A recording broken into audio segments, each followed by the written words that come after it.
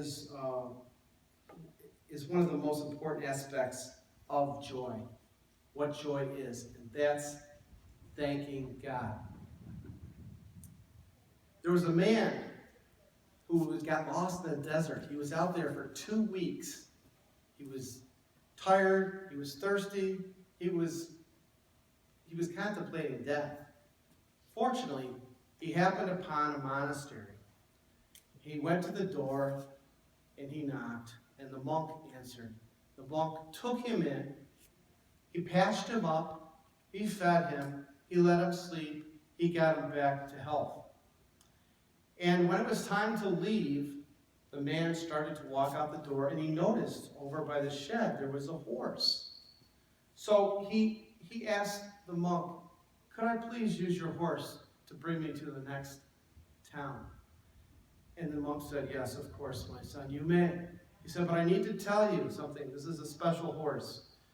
This horse doesn't understand the usual horse commands. If you want to make the horse go, you have to say, 'Thank God.' If you want him to stop, you have to say, 'Amen.'" So the guy was kind of half listening, but he thanked the monk and he went on his way. He got on the horse and he said, "Thank God." And the horse started to trot off a little bit. And then he got down the road in peace and he said, "Thank God, thank God." And the horse went a little faster. So then he said, "Oh, this is great." So then he said, "Thank God, thank God, thank God, thank God." And the horse just took off on a race, just in a gallop, running crazy, as fast as he could. And as the man was riding the horse, he noticed that there was a cliff approaching. He started to scream.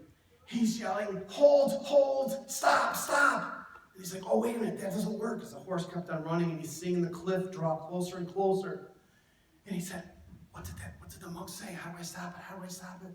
And then he remembered, "Amen." The horse stopped on a dime. The man looked down. He was 4 inches away from the edge of the cliff. He he gathered himself and he wiped the sweat off and he said, "Thank God."